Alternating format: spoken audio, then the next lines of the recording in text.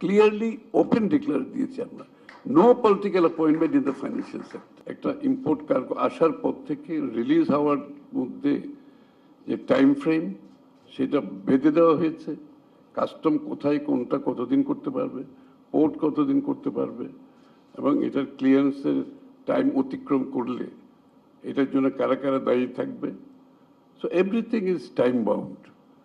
আমরা এই সরকার একটা জিনিস করেছে, জিল্লুর যেটা বলেছে অ্যাক্সেলারেশন, রিফর্ম অ্যাক্সেলারেশন কমিটির কথা, which is a very good idea, but before that আমরা কিন্তু প্রত্যেকটা ডিসিশন টাইম বাউন্ড করতেছি। এখন is nothing is open ended, প্রত্যেকটা ডিসিশন। আজকে যে এই এনার্জি সেক্টরের যে ইস্যুটা আসছে, সরকারের জন্য বিশাল একটা বড় প্রবলেম এটা।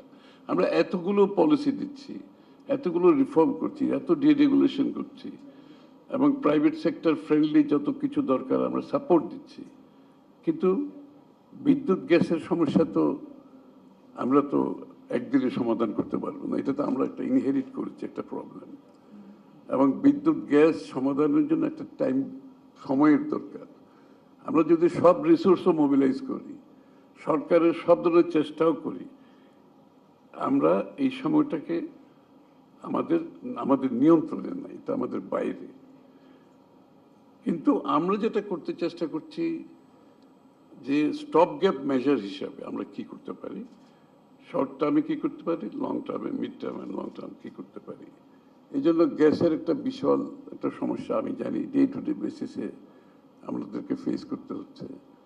এই জন্য একসাথে আমরা 2, 3, 4টা FSRU নেগোশিয়েট করতেছি। নেগোশিয়েট করতে হয়, এটার আসবে, ইনস্টল করবে, এটার সাথে অনেক কিছু জড়িত আছে। তো এইগুলো আমরা একসাথে নেগোশিয়েট করছি। সাথে সাথে আমরা শোর বেসড যে গ্যাস রিজার্ভ থাকবে সেটার কাজও আমরা একসাথে শুরু করছি। ইকুয়ালি অয়েল আমরা প্রত্যেকটি এনার্জি সেক্টরে 3 মাসের রিজার্ভের জন্য এনশিওর করতে চাচ্ছি। আমরা যখন দায়িত্ব নিয়েছি, কোনোটা 15 দিনও নাই, কোনোটা 17 দিনে নাই, মানে একটা এমন অবস্থায় জাস্ট মার্জিনালি একটা আমরা দেশ অপারেট করতেছিল। আমরা এটা থেকে এখন 1 মাস পর্যন্ত নিয়ে যেতে সক্ষম হয়েছি, এটাকে 3 মাসে নিয়ে যেতে হবে। Energy security is the primary component for the development of the economy. সুতরাং আমরা এটাকে 3 মাসে নিয়ে যাওয়ার চেষ্টা করতেছি, but it is going to, এটা একটু সময় লাগবে। আমি এগুলো একটু খোলামেলাভাবে বলছি, তা আপনাদেরকে এই বিষয়টা, মানে আমরা কেউ যদি 1 মাস পরে বলে যে ফাইন্যান্স মিনিস্টার সাহেব তো বলে গেছেন, প্রবলেম তো এখনো সলভ হয় নাই, কারণ এটা 1 মাসে সলভ হওয়ার প্রবলেম না। এটা যেটা আমরা ইনহেরিট করেছি, এটা একটা যে অবস্থা থেকে সেখান থেকে সলভ করতে গেলে সব কিছুর একটা টাইম আছে। দ্য ফাস্টেস্ট পসিবল ওয়েতে আমরা চেষ্টা করতেছি। এটা এনার্জি ক্রাইসিস ইমপ্রুভ করবে, স্লোলি ইমপ্রুভ করবে, বাট স্লোলি ইমপ্রুভ করবে। এবং এটার জন্য আমি জানি ইন্ডাস্ট্রির ক্ষতি এটা তো আর বলার অপেক্ষা রাখে না। এবং এটার কারণে যে জেলরু বলতেছিল, এটার কারণে যে আপনার ডিফল্ট লোনের বিষয়টা আনপ্যাক করার কথা বলছে, হুইচ ইজ রিয়েলিটি। এটা তো উইলফুল ডিফল্টের একটা গ্রুপ আছে, তার বাইরে যারা আছে they are the victim of circumstances.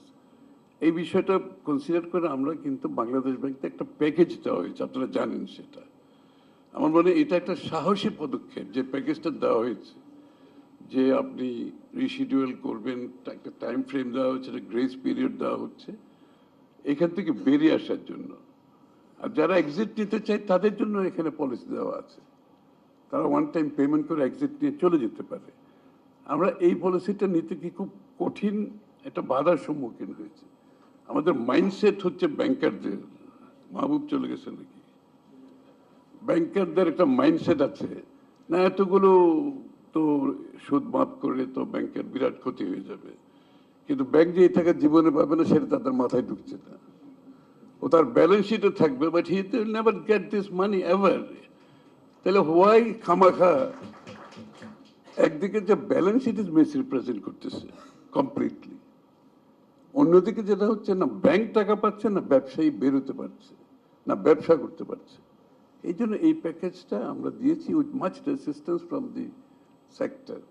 তারা দিতে চায় না এটা, তারা মনে করে এটা তাদের ব্যালেন্স শিটে।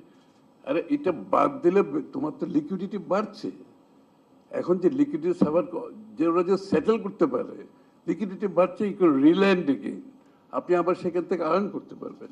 অ্যান্ড ব্যালেন্স শিটটা ক্লিন করা প্রয়োজন। তো রিয়েল ব্যালেন্স শিট তো আমাকে যেতে হবে, আমি ব্যালেন্স শিটটা ক্লিন করতে হবে। সো দিস প্যাকেজ 1 তারিখ থেকে it will be rolled out, September 1 তারিখ থেকে উইল বি রোলড আউট। আপনারা যারা আছেন আমি মেসেজটা ক্লিয়ার করে দিচ্ছি, please work with your banks. এই প্যাকেজের মধ্যে যারা এলিজিবল তারা যদি বাধাগ্রস্ত হয়, please let us no. It is a clear message. We are going to roll out from the 1st of September. This is one. Secondly, হচ্ছে স্মল ক্ষুদ্র এবং মাঝারি শিল্পের যারা আছে, এটা Dhaka chamber of commerce is basically I think represented by small medium industry. এই জায়গায় আমরা একটা প্যাকেজ দিয়েছি। এই প্যাকেজটা 60,000 crore, 60,000 কোটি টাকার একটা প্যাকেজ দেওয়া হয়েছে। আমি জানি এগেইন এই প্যাকেজের ব্যবহার কিভাবে হবে এটা নিয়ে অনেক প্রশ্ন আছে। আমাদের কালচারালি এগুলো মিসইউজ হয়েছে, ট্রেডিশনালি এগুলো মিসইউজ হয়েছে, এগুলো ব্যক্তিগত ইনফ্লুয়েন্সে হয়েছে। পৃষ্ঠপোষকতার একটা ইকোনমি যখন ছিল, প্যাট্রোনাইজড ইকোনমি যখন থাকবে, এইগুলো মিসইউজ হতেই থাকবে। But this government, I can assure you, এখানে কোনো ইন্টারফিয়ারেন্স, আমরা কিন্তু কোনো ইন্টারফিয়ারেন্সের সুযোগ রাখছি না এখানে।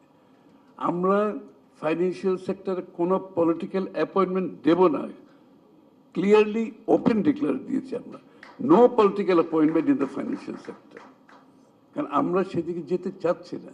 একটা জিনিস, যখন বিএনপি বিগত দিনের ক্ষমতায় যখনই ছিল, one thing for sure, financial sector কোনো সময় ফাইন্যান্সিয়াল সেক্টর এই জায়গায় আসে নাই।